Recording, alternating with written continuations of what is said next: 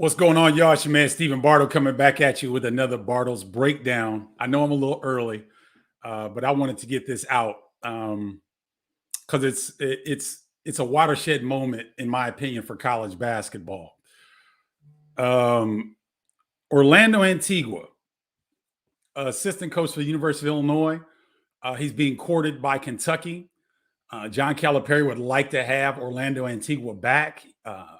Kentucky and John Calipari lost Tony Barber, who was a longtime assistant. He became the head coach of Central Michigan University. And so there's a spot open. Plus, Kenny Payne last year, I believe, left to join the New York Knicks organization. So there's some fluidity in the Kentucky assistant coaching situation. And Orlando Antigua is one of the more highly regarded college basketball assistants in the country. And so it looked like it was a done deal that he was going to go to Kentucky, but the University of Illinois, and I give big props to Josh Whitman, University of Illinois offered him $1 million to stay per year. So, ladies and gentlemen, to me, this is a watershed moment for the sport. College football has had assistants make $1 million, I think, for the last 5 or 10 years. That's not a big deal. That's been taking place, and you can understand because of the money that college football generates. College basketball generates a lot of money as well, but this is a watershed moment. And congratulations to Orlando Antigua, because he's worth every penny of it. I did a quick post yesterday talking about the importance of assistant coaches and the movement. We're paying attention to a lot of the people in a lot of the players in the transfer portal, but I think it's important to watch the movement of the assistant coaches as well, because more than ever, they're more highly valued than they've ever been. Because if you can't get the players and you can't convince the players to not go to the G League that's paying the top 5 or 10 players, high school players, 6 figures, overtime, this overtime league is coming. And if high school players choose to play in this overtime league, they forfeit their college eligibility. So these college assistants right now in college basketball are critical, because if you can't get the relationships and you can't get the players, your program is going to suffer. And the reason I wanted to bring this up this morning is because, can we finally put to rest that college players need to be paid now? Can we finally put that to rest? Can people agree on that now? Because if assistant coaches are so highly valued at this point, why are they highly valued? Because they've got to secure the players. It's as competitive as it's ever been. The landscape to attract high school players on college campuses, it's as competitive as ever. These other leagues, they see blood in the water. Overtime, the G League developmental situation. David West has another league that these are college players that will get paid. The league is going to be on the East Coast. These kids will have to be enrolled in a local college, but they'll get paid up to 6 figures to play in this league. And they're taught financial acumen. They learn about what was the other thing that I thought was interesting? There was a couple different areas that they're going to stress in this particular league that would seem to prepare these players for life, maybe better than a traditional college situation. I don't know. But my point is this. Congratulations to Orlando Antigua. I know him personally, love the dude. He deserves every penny, but so do the college players. You can't justify now giving college players a free education, because here's the deal. Southern Illinois University, the university's already there. The classrooms are already there. The professors are already there. All they're doing is sliding in a seat and a chair for an extra few students that happen to be players or that happen to be athletes. The schools aren't doing anything extra for athletes, but boy, are these athletes putting it on the line for the school, especially revenue generating players or athletes. I'm done calling them student athletes. I don't do that anymore. These are players and athletes that are going to school. Okay. So congratulations to Orlando Antigua, but let's drop the BS on not paying college players because it's long overdue. And we've hit a watershed moment in college basketball that nobody's really talking about. Nobody's making a big deal out of it, but I'm going to make a big deal out of it because if an assistant coach, not the head coach, the assistant coach. So now you've got, and this will just start a trend. Orlando's just going to open the floodgates because that's why Jarence Howard, I don't know what he got paid, but best believe me, Jarence Howard got paid to go to Texas. Chris Beard got 2 head coaches. Now they're Texas guys. Not Rodney Terry. Rodney Terry and Russ. What's Russ's last name? Russ and Chris Beard played at Texas together. Rodney Terry was a long-time assistant under Rick Barnes at Texas. These guys had Russ was the head coach at University of Texas Arlington, and Coach Terry, I believe, he was the head coach at UTEP. These guys left head coaching jobs to come be an assistant at Texas. Jarence left Kansas to become an assistant at Texas. So I don't know. They're getting paid, ladies and gentlemen. So congratulations to all of them. But it's time the players benefit in the labor that they produce. All right. Second, Big Ten players going to other Big Ten teams. This is I'm happy for it. I'm happy for the players. It's just kind of weird, guys. Every time I see it, I'm like, oh, and it's fine. But it still feels weird because it started when Jamari Wheeler left Penn State and went to Ohio State. I was like, wow, that's really interesting. And then Miller Kopp goes from Northwestern to Indiana. And then I think Joey Brunk made his decision before, but he left Indiana to go to Ohio State. And I know that Micah Potter left Ohio State and went to Wisconsin a couple years ago, but it would happen like once every few years or something. But it now it's happening. I mean, it's happening. It's on a regular basis. So it's kind of interesting. It's kind of weird for me to see it. I'm happy for the players because they need free agency. I get that. It's just a weird phenomenon. I want to hear what you guys have to think about this. And then lastly, rest in peace to Terrence Clark, the young man that left Kentucky that was going to be in the NBA. And he had a car accident out in Los Angeles, I believe, yesterday, and he died. 19-year-old, from everything that I've seen. Kristen, that works with Yahoo, that I know, Kristen had posted an interview that she did with him, and he was he seemed like such a nice young man. It breaks my heart because a lot of young people, especially athletes, they think they're invincible. And so rest in peace to Terrence Clark, and Godspeed to his family for healing and support. Let me get to the tribe and see what you guys are talking about. Shannon Williams, he will be missed.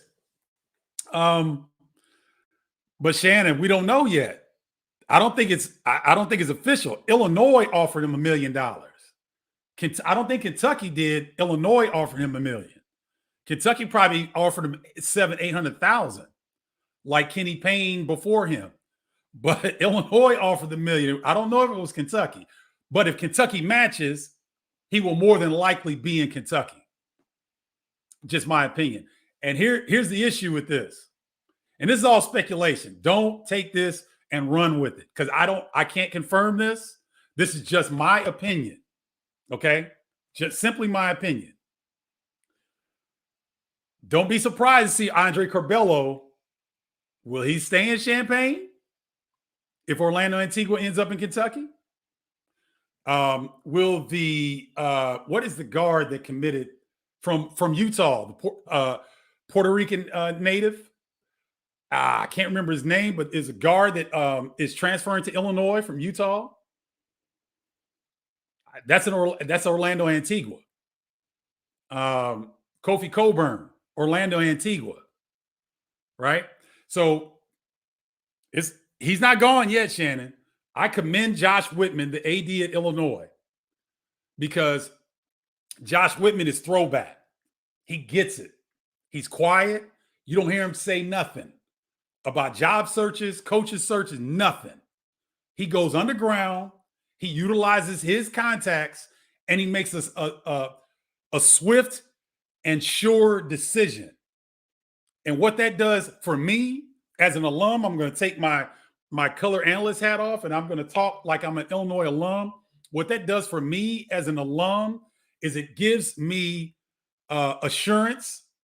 It gives me comfort in that the head of the Illinois athletic department knows what the hell he's doing. Right? That's old school.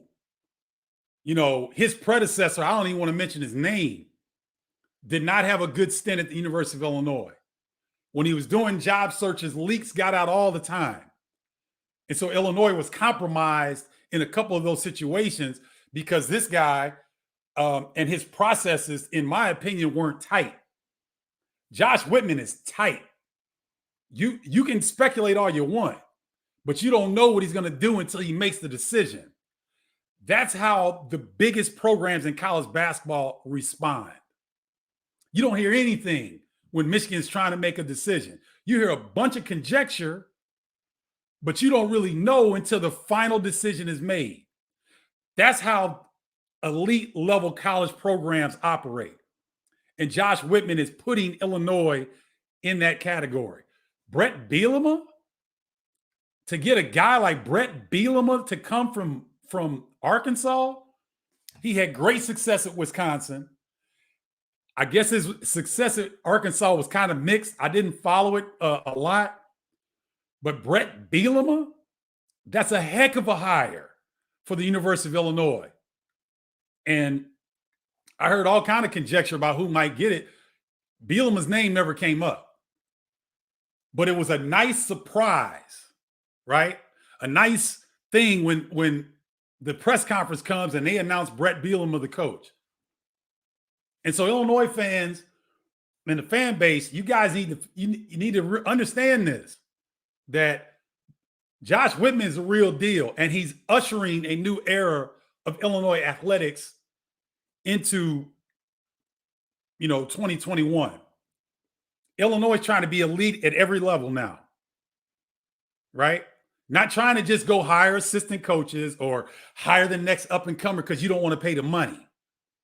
That's what the University of Illinois athletic department had been, in my opinion, before Josh Whitman got there.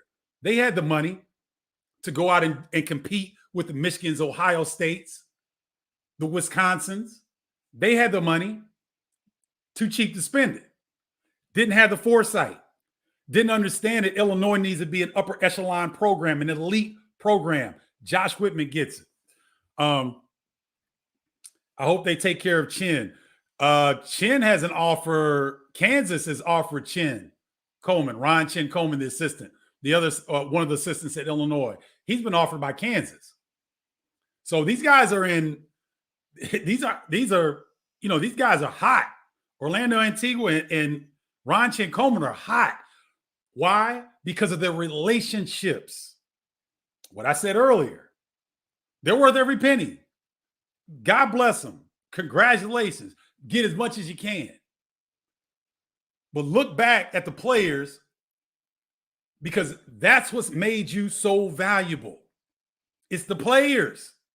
That's it. They have coaching acumen. They can coach. Anybody that's been, well, not anybody, but most of the coaches that are at that level for a long period of time, if they don't know specifically how to coach entering into that situation, hopefully they're observant enough and ask enough questions and sit back and see how things are done that they learn how to coach at that level, right?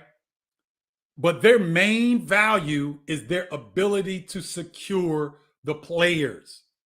So if their main value, if their value is so much that their head coach can make 3 to 4 million and they can make a million per year, but the college player gets a college education? Come on, guys. Miss me with that. Oh man, rest in peace, Shock G. Woo, Captain Fletcher. This one hurt me, baby. Man, the Humpty Hump, Digital Underground. Oh man, 57 years old. I guess he was found in a Tampa motel by his father. No foul play or trauma seems to.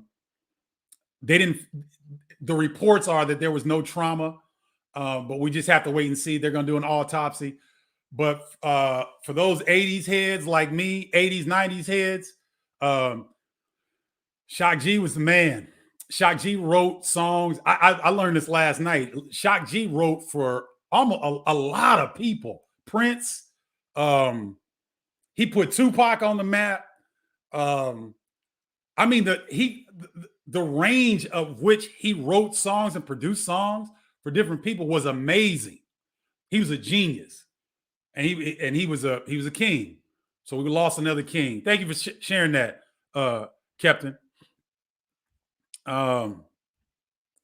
What's going on, Andy Petty? Oh, this is my brother right here. What's going on, big fella? My teammate, my brother, Andy Petty. And we talking about kings. Andy Petty's a king. What he does for his people in Nigeria is unparalleled. Somebody needs to do a story on Andy Petty and his influence in his native land of Nigeria. You all would be so proud as a Illini to know what Andy Petty is doing, not only for the people in Nigeria, his people, but for what he does in the city of Indianapolis and affordable housing that he provides. Andy's a king. Salute to you, partner. Thanks for being on here. If the team manager gets paid, why not the players? I don't think the team managers get paid, Captain, unless something's changed that I didn't know about. I don't think it's like that. Exactly. It's a shame, but we know why they're against paying these student athletes. What's up, Dawn? Good to see you. Cornelius Delandier. I'm all down for kids getting paid, but my question is, what will be the minimum or the maximum? How will they regulate it? But the money is definitely there for the players to benefit. Cornelius, here's my problem when I hear questions like this. You don't ask questions about how people are going to be regulated or make money on any other thing except for college players. Stop it. Stop it. Please stop that shit. That infuriates me. That everybody can have equal opportunity in this country to make a penny except college players. That's garbage. I'm sorry.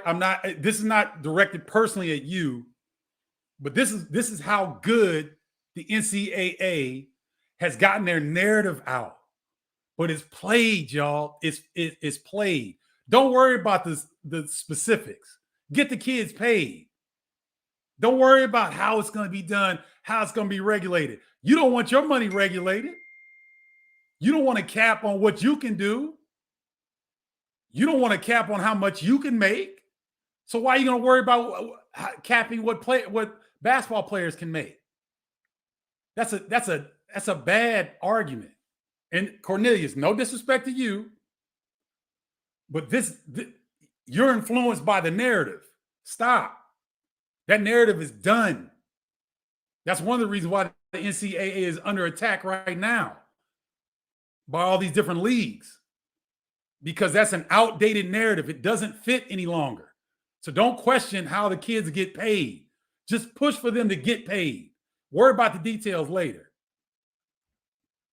Oh, Chris Ogden. I'm sorry. Thank you, Keith Howell. I got him mixed up with Russ for some reason.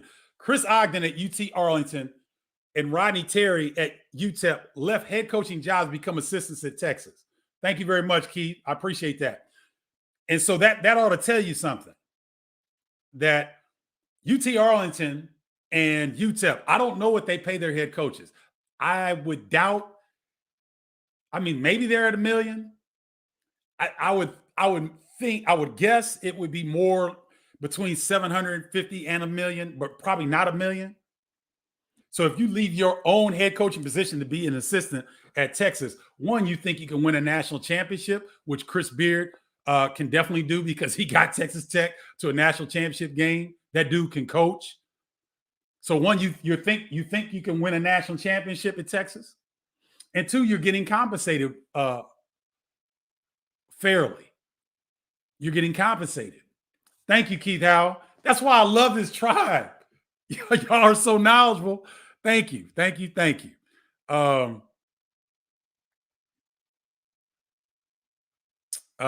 Good. Now, Captain Fletcher's, this is a good example.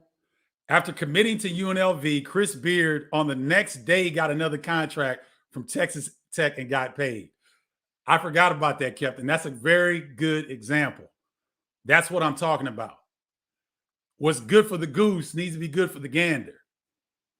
Because Chris Beard, his ability to, one, attract players, and two, to coach them up. He deserves every penny that he gets. I'm not taking anything away from these coaches. And I'm not a hater. I don't hate on people like that. I love when people get paid because he's worked his tail off to get there. He's made sacrifices. His family's made sacrifices. He's improved young people's lives with coaching them up, holding them accountable, being disciplinarian. He's a tough coach, but his players generally respond to him. His Arkansas Little Rock team, they won 30 or 31 games that year. I believe they upset Purdue in the NCAA tournament. This dude can coach. So he's worth every penny that he gets. But so are the players. Lisa Terrell, it is weird. I can never imagine back in the day one of the flying Illini leaving to play for another Big Ten team. Yeah, you know what, Lisa? It was, I think the conference, I believe when Lawrence Funderburk, because Lawrence was after me a year, man, he was probably 2 or 3 years after me. He left Indiana and went to Ohio State, but it was something weird that you had to sit out like 2 years, something crazy. There was something in there that was very prohibitive for the players to make that kind of decision. And it was almost like a gentleman's decision that other coaches wouldn't go after other players inside their own conference. I think that was more of a gentleman's agreement or something like that. So, yeah, that would have been crazy if Kendall left. Think about if Kendall left Illinois and went to Iowa. That would be traumatic. That would have been traumatic for me because Kendall's my brother. Love that dude. That's my man, 100 grand. That's my brother. That would have hurt me because I grew to love him in college. Not, as a teammate, but more so as a person. But that would have been crazy. Well said, Lisa. Players should be paid the way the schools profit and with the salary that the coaches make, but I hope it won't take away from them getting their education. Now, very well said. Very well said. And here's what I want to share with everybody. Education comes in a lot of different forms, right?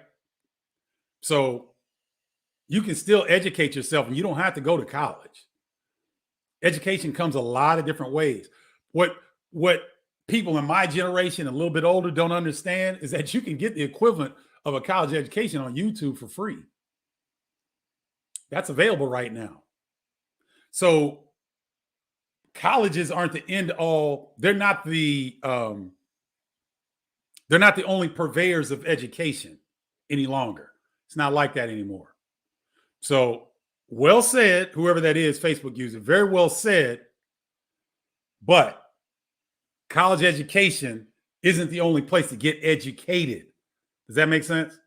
Okay. What's up, Henry Dwyer? Hopefully Orlando's payday is yet another piece of evidence that players also deserve an opportunity to benefit from a slice of the revenue. Long, long overdue. Salary for faculty and staff at most of these universities is bolstered by the play of these young men. Very well said, Henry. Pivoting, what's your thoughts on Miller and his fit at Indiana? Go easy on your old mates when you face NU, Miller. Henry, good question. I think Miller Kopp will fit very well because think about this, Henry. I think you're old enough to remember Mike Woodson as a player. Mike Woodson was an outstanding player at Indiana, one of the best to ever put the uniform on. Mike Woodson in Bobby Knight's read and react offense, they would read and react. They'd set screens and they would read what the defense is doing and they would respond. And so Mike Woodson, a lot of times you'd see him, he'd come off screens and he had a deadly jumper. He could put it on the deck a little bit, but back then, two guards didn't have quite the handle that they did today, right? And so Miller Kopp, his game has some similarities to Mike Woodson. I think that's why he was so attractive to Mike Woodson and his staff, because Woodson can envision how he can best utilize a Miller Kopp. And so he can pin downs, get him on curls, coming in, catching and shooting, dribble penetration, have him flare out, catch and shoot the three off of dribble penetration and kick. Help Miller Kopp develop a little bit more ball handling confidence so that when he does catch and the defense closes out on him, he can work on a one strong move and a counter move. That's all he needs. That's all you really need. You need one strong move or a counter move. So if you go to your move and they cut it, and you go to your other one, you can get free. If you go to your move and they cut it, and you go to your other one, and they cut it, now it's time to give it up. Right? So I think that's why Miller Kopp was attractive to Mike Woodson and his staff, because Mike Woodson can see a little bit of himself in Miller Kopp. Does that make sense? Great question, Henry. Thank you. Will be interesting indeed. Any ideas who you'd like to see at Champaign if O leaves? I'd love to see Roger Powell, but it's going to be hard to get him out of Gonzaga because Gonzaga's rolling. I would love to see Roger Powell on the sidelines for the University of Illinois. I'd love to see D. Brown get an opportunity. But do these guys have national recruiting ties? That's the question. Ron Chin Coleman does. Well, he's got Chicago and Illinois recruiting ties. Chin may have he's probably got other relationships that he's established, but he's really strong in this area. But Orlando Antigua is strong around the country. So do Roger Powell and D. Brown have these established recruiting ties that would allow them to get in on top 50, top 25, top 10 kids, like Orlando Antigua is able to, like Ron Chin Coleman is able to? So I would like to see those two guys have an opportunity, but my question is that. Good question, Bill. Thanks for joining. Hey, what's up, Troy? Troy Collier. Congratulations to my guy, Orlando, the assistant coach from K-State, I believe, got $400,000 when Dante,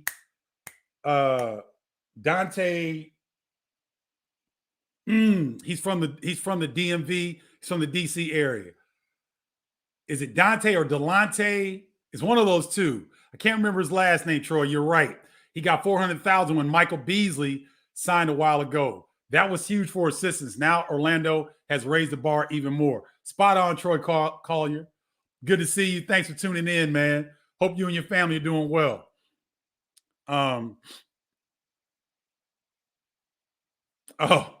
Henry Dwyer.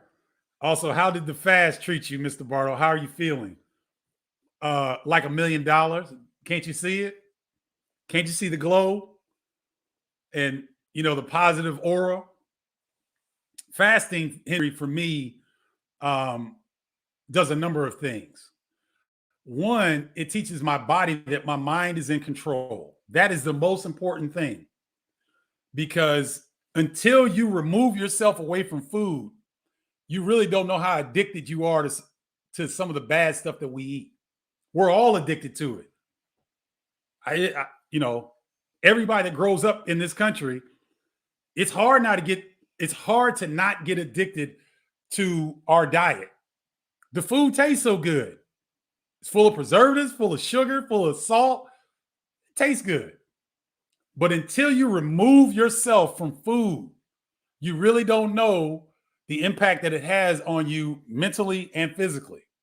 I dropped about 5 pounds. I don't fast to drop weight. I fast to clean out my system, to let my body repair itself. I've got when I was in Mexico, I worked out 4 of the 5 days I was there, and it got so good to me. I did it too much, and my right knee, which I've got some torn cartilage in, I overdid it, and it blew up like a grapefruit when I got back. So I had to take some time off. I couldn't get the swelling out. So I was wanting to fast anyway. So I said, man, let me fast. Let me do my 72-hour fast. Lo and behold, your body, when it doesn't have to take the energy to digest the bad food that we eat, it turns around and heals your body. So the energy and the things that are used to break down and digest the food and to remove the waste from your body, all that energy, all of those enzymes, all of that goes to problem areas in your body. And here's the last thing that I'll share with you, ladies and gentlemen. When I come off of a fast and I work out, I'm as strong as I've ever been. I know it goes against popular thought process. Just try it. Start by going 24 hours. And if you have any questions, direct message me. I will help you through the process because it's done wonders for me. And I know it will do wonders for you. It's not easy. It's simple, but it's not easy. Okay, I'm not going to lie to you. You'll be uncomfortable, especially the first time you do things like this. I went 3 days the first time. Probably shouldn't have done that. Probably should have went 24 hours, then waited a month or two, then go 48 hours, then wait a month or two, then go 72 hours. But I like being uncomfortable. I like making myself uncomfortable because then I get stuff done and I'm more focused. When your stomach is full, it's hard to be as focused as you possibly can. Empty out your stomach and watch what happens. But Henry, if you're more interested, direct message me and I'll help you out as much as I, whatever I know. And even if you want to do it, we can talk. You have a hard time, pick up the phone and call me or text me. And if I'm available, I'll get right back to you and I'll support you. Because I think if more people did it together, and so you know that you're not feeling this way, you're not getting these slight headaches because your body's ridding itself of toxins, you're not alone, okay? I did it alone because I'm crazy like that. But if you're interested, if any of you are interested, direct message me and I will help you through the process because I think it's one of the best gifts that anybody can get. I'm totally serious. But thank you for asking, Henry. I appreciate that.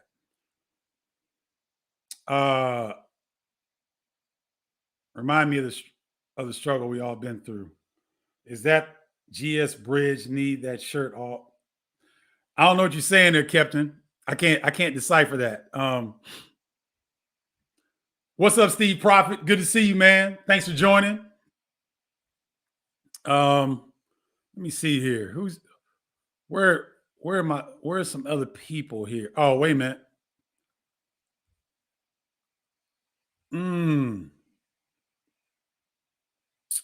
Hold on. Bear with me.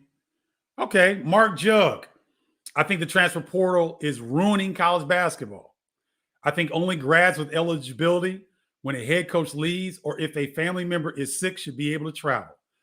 Okay, Mark Jugg. I'm sorry, Mark Jugg. Thank you. Thank you for this. Okay. Here's what I'll counter on your sentiment. And I respect your sentiment.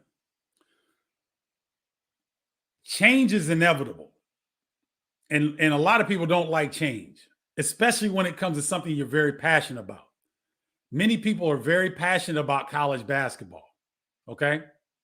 So you want to keep it the way that it is because it's nostalgic for you. And that's fine. Right. But the concept of acceptance is huge in what I'm getting ready to tell you. If coaches can move freely, if assistant coaches can move freely, but you want to restrict players, what's that sound like to you? What system does that sound like to you? And why does there need to be contingencies for a player to seek a better opportunity if in their own mind only? Right? Why are the players restricted, but the coaches aren't? What system does that sound like to you, Mark? I'd like to hear your response. Yeah, Coach Dave Davis, the transfer portal is off the hook. Over 1,400 players have been in there. And, the NCAA, they had to make a concession. They had to make a concession. And kudos to the NCAA for making that concession. Because the players need something. Because they've been restricted for 70 years. Or however long the NCAA has been the governing body over college basketball. But they've restricted movement for decades. And yet, the NCAA's profit hasn't been restricted.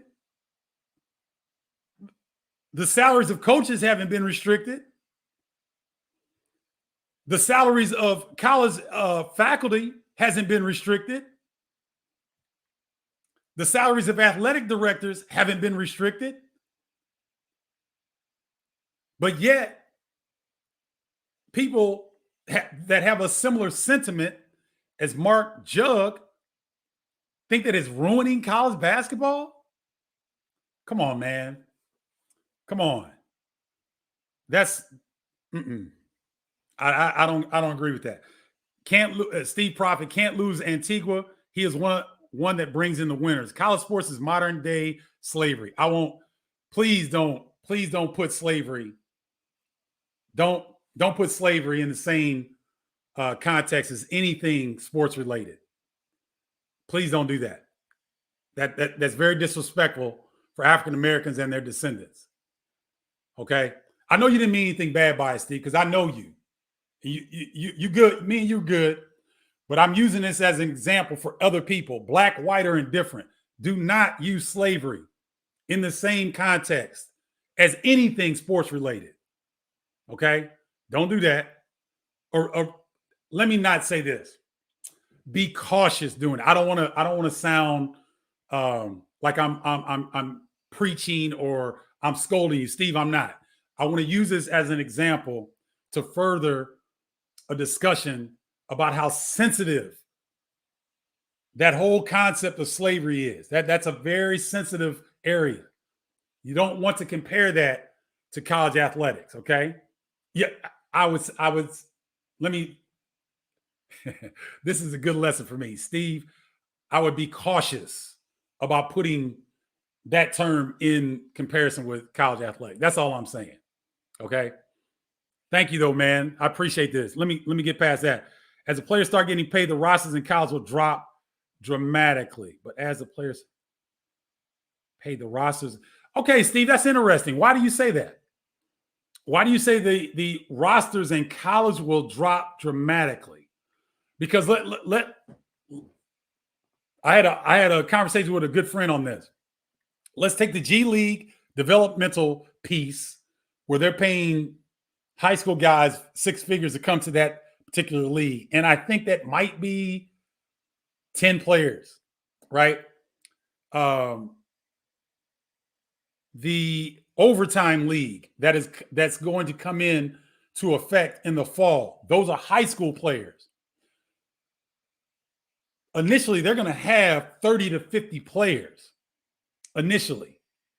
And they're not going to get all the top talent. A lot of the top talent is still going to come to college for right now. Now, people are going to wait and see how this overtime league goes, how this G League development league goes. And if they go well, then you may see a lot of the top players go to different places besides college. But if you think about it, the G League 10 and overtime 30, that's 40 players. There are 351 Division I college basketball programs that have at least 10 players or more, right? That's 3,500 players. So 40 to 50 players And they're not all the top players because they're not going to get all of them. They'll get some of them, but they won't get all of them. But 30 to 50 top players is not going to dismantle college basketball. It's not, in my opinion. But I'm interested, Steve. Can you expand on that a little bit? That's really interesting. Cornelius, no offense taken. I'm just worried about the smaller schools, in particular, HBCUs having the revenue to compete with schools with more cash. Great point, Cornelius. Now, here's the thing that my dad and I, Dr. Harold Bardo, who was a former player at SIU and a educator and administrator for 50 years at Southern Illinois University. So my dad had the fortune of being on NCAA committees, being the faculty the faculty rep to the NCAA from Southern Illinois for a long time. He was a faculty rep for a long time. So Dad understands the inner workings of college athletics. He understands the business behind college athletics. And so what I'm proposing, Cornelius, may not work at the HBCU, at the Missouri Valley Conference, at the Horizon League Conference, at the Sun Belt, at the Summit, at the MAAC, or the Patriot League, or the Ivy League. What I'm saying is, if a college program is generating a profit, there needs to be a revenue sharing system in place. Now, my dad informed me that might be 25 to 30 schools. The rest of college athletics doesn't make money like that, contrary to popular belief. So what I'm advocating for is simply what everybody else in this country gets.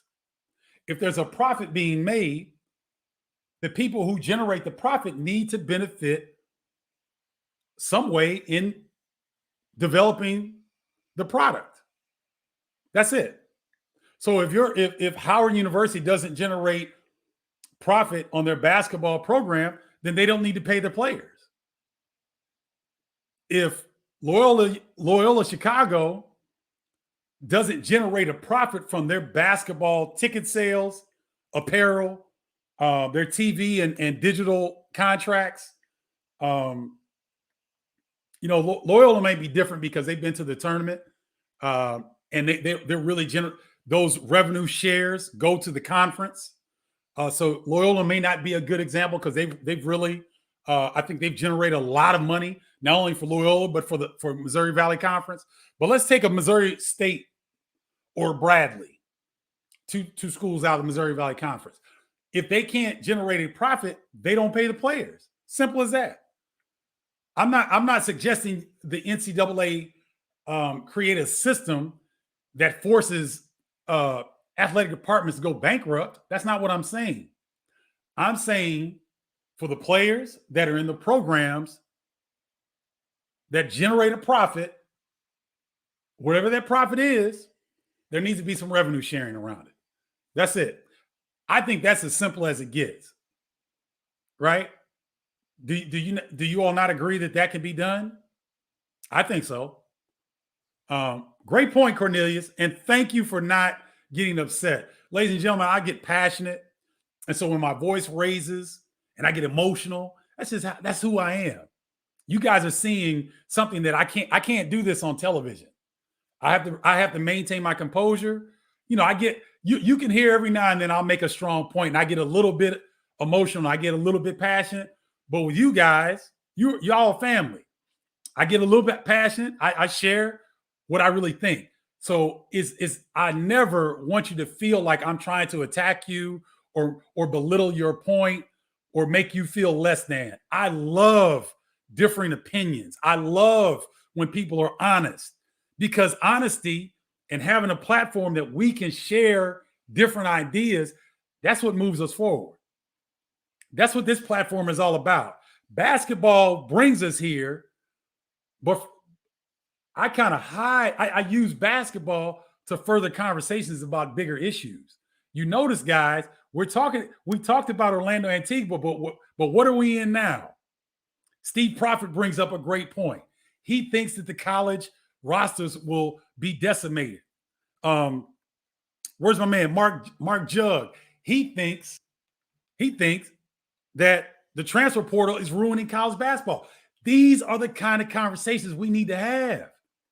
So, Mark, thank you for being strong enough to share your point. Cornelius, thank you for bringing up these points, because now we can talk about it. We can get better understanding. You can agree to disagree with me. I can agree to disagree with you, but at least I'm exposed to some of these ideas that people have. That makes me better at my job. So thank you, guys. Thank you. Thank you, Cornelius, and thank you, Mark. I really, really appreciate you guys. Rodney Terry was at 700,000, but cut for COVID to 500,000 at UTEP. Oh, okay. Thank you, Keith. See, this is what I'm talking about. I didn't go and do the research, but Keith did. And now all of us know Rodney Terry's situation at UTEP. Thank you, Keith. Thank you, brother. Appreciate you.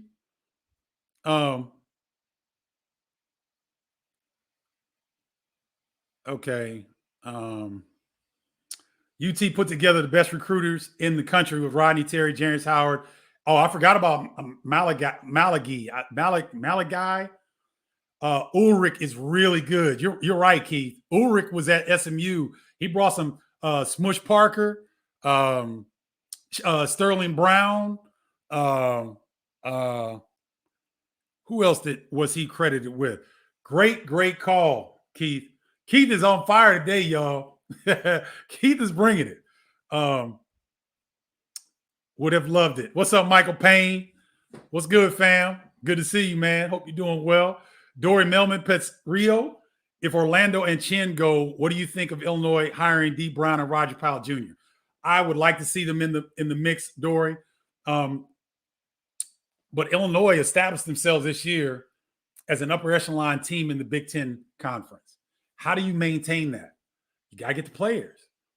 If D. Brown can get top 50 players, if Roger Powell can get top 50 players, and Chin and Orlando leave, I would love to see them get an opportunity, right? I'd love to see them get an opportunity. Let's sit back and watch what happens. We'll see. King Tao, my man. Thank you, King Tao. I appreciate you saying that. Or my lady. I don't know if it's a man or a lady. King infers masculinity, but I want to be correct on here. But thank you, King Tao. I appreciate you. Don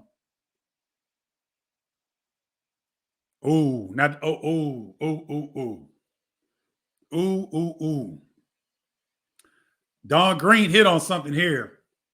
Don, I don't think a lot of people know this. I really don't.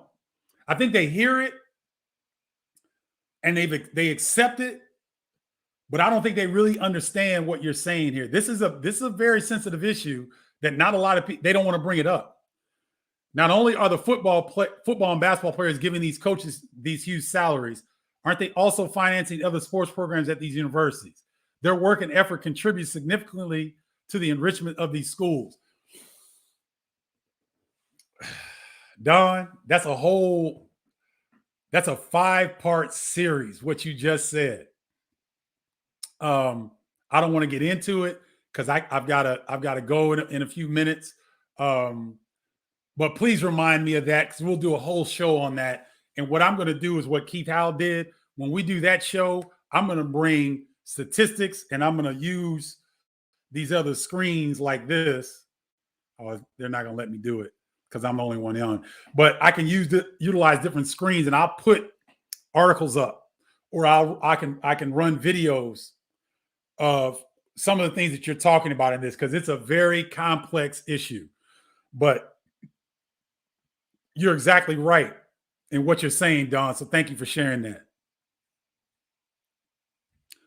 Billy Hillbrain said that about education. Education is the key to your overall success. It builds a foundation and a mindset that you can tell who's educated and who's not. Billy, I disagree. I totally disagree, because some of the smartest people I've ever seen have never stepped foot inside a college campus. So college does not have the end all to be educated. It's a process that's worked in the past. It can work in the future in certain situations, but it's not as effective as it once was. It's not the end all to be all anymore. It's not like that, because the job market's not like it was before. There aren't as many jobs available right now. And I'm not even talking about the pandemic that we're in. I'm talking about pre-pandemic. There are not the amount of jobs that there once were for college graduates. It does not exist. I'm hiring part-time assistant right now. And the people that I'm looking at, I got 30 resumes of some seriously talented, educated young people that have work experience. They've got volunteer experience. They've got a lot of different things. There's no way they should be looking at my part-time situation. No way. But that's what the job market is right now. So college is great. I'll never say don't go to college if you have the opportunity. But I'm not going to knock a young lady that figures out another path or another way to get educate herself or educate himself on moving forward and preparing themselves for a life in an area that they want to go into. Okay. Thank you, Billy. Billy Hillbring, one of Chicago's finest police officers. Always has and always will be. Thank you, Billy. Oh, Larry Biddle, I ain't seen you in a while, Larry. Thanks for jumping on. I'm fine if they want to pay players, but the reality is the Power 5 conferences are going to have to split away from the rest of D1 because the so-called mid-majors won't be able to compete with the power conferences for talent. The rich will get richer. That's the nature of cutthroat, out in the open capitalism. Can't disagree with anything you just said, Larry, but that's what I was talking about. Why can't you set up a system? Why can't the NCAA set up a system where the programs that have made profit, why can't they turn over their books? Because I think, Larry, you and I can, if we did enough research, we could find out how much the University of Illinois football department or basketball department, what kind of profit they made. I think that's public knowledge. Now, for places like Northwestern or Marquette, maybe, because I believe Marquette's a private institution. For all the private institutions, I don't think that information is public. But for public institutions, that information is public. So why can't Purdue University turn over the last 5 years of their books to show that they've made a profit the last 5 years? Okay, compared to, let's say, the University of Wyoming, and they show 5 years of their books. Well, they may not qualify, right? Because what I want to get rid of, Larry Biddle, is that players have to get paid illegally. That's what I want to get rid of. Why do players have to get paid illegally? Why do they have to get paid under the table and risk? It's a risk for them to receive illegal payments. Why is that? Right? I want to eliminate that. Right? You understand what I'm saying? Because if the general public thinks that if this current situation stays the same, if you think that cheating doesn't go on, even with Sean Miller being fired at Arizona, if you think that that's going to change the nature of what college basketball is, you're naive. But if this simple system that I propose, all 351 Division I programs, we don't even have to do that. Let's go Power 6, because I include the Big East in the Power 6. Let's include the Power 6. That's roughly, what is that, 80, 85 or so programs. Let those 85 programs submit 5 years of books of their taxes, their profit and loss statements, 5 years. Then the NCAA can do a quick search. They can look over this information and say, okay, These are the schools that are eligible to pay players. These are the schools that are eligible for this revenue sharing program. It's very simple, ladies and gentlemen. That's all I'm saying. And Larry, it might be cutthroat, but it's the truth, right? Let's not have illusions about what's going on, because that's where we get in trouble. All right. Let's not have the illusion that people aren't getting paid illegally in college football and college basketball. It happens all the time. Let's take that illusion out, right? You know, we want sports to be a diversion and we want it to be fun and all this stuff. And it works for everybody except for the players, right? So the players get a platform. I'm not saying that the players don't get anything. They get a platform to showcase their skills. They get access to a quality education. They get first-class medical support. They get first-class academic support. They get these things, no doubt. So I'm not totally knocking the system, but what I'm saying is it has to become equitable for the players. That's all I'm saying. And so SIU, Wisconsin, Green Bay, South Dakota State, they may not get into that area to pay players, but at least we remove the illegal nature, right? And we remove the facade that these are amateurs. That's a facade, ladies and gentlemen. They're not amateurs. They're not amateurs.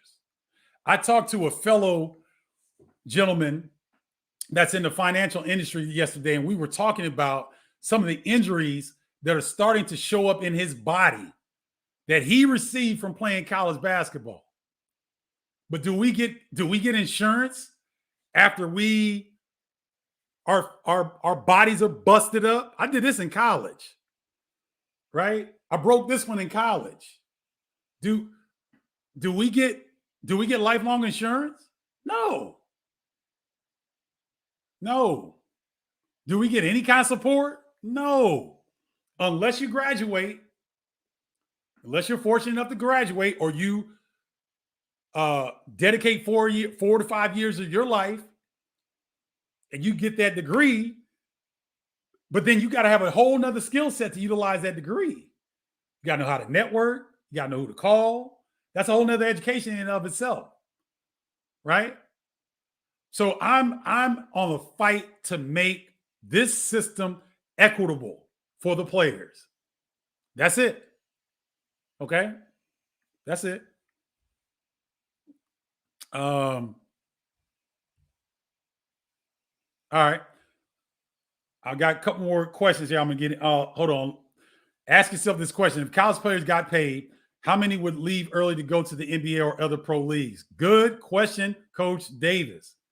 I think the NCAA and other levels in college would benefit by higher quality games because players would stay in school longer. That would affect the game at the college level from top to bottom. Deep rosters, bubble first rounders would more likely stay for a year or longer if they had a way to help themselves financially and their families while still playing. Drop the mic, Coach Davis. Can you all see that? Can you all see what he just laid out? Now, obviously, I agree, but this is well thought out. Think about this. Why do players take illegal payments? One, because they've dedicated themselves to the sport their whole lives. And two, their family may need it. And three, if they're valuable enough to have an assistant coach make $1 million a year, why do they need to get paid illegally?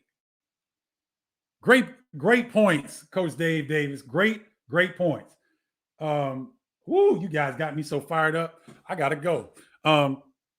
Let me show my girl here. ESPN's 30 for 30 on the Fab Five really opened my eyes about the financial missed opportunities that team faced. Pay the players. Preach, Anastasia. How's your training going? I know you're getting close to getting down to Chattanooga. I think you said late May for the Ironman triathlon. I encourage the tribe to go to Anastasia Walker's Facebook page and support her, because she's doing some great training. She's got some great things that she has to say, that she shares about it, and I want all of us to support her. Anastasia, let me know when your competition is, because I definitely want to support you in what you're doing. I love that new bike you got. I'm too tall for something like that. I couldn't get off. My back wouldn't last. But good luck to you moving forward in your training, and thank you always for supporting Bardo's Breakdown. Coach Delonte Hill, as Coach Godwin says. Thank you, Coach. Appreciate you, brother. Always appreciate your support. And with that, with my man and my Mella chiming in, I got to go because I got other things to do. I was planning on coming on here for like 10, 15 minutes, but you guys give me energy and life every time I come on here. I love you and thank you for it. Have a great weekend. I just got a text from my neighbor that says it's beautiful outside of Chicago. So it's been cold. After I get a few things done, I'm going to run my silly behind out there and get some of this sun. Love you guys. Enjoy your weekend. Peace, y'all.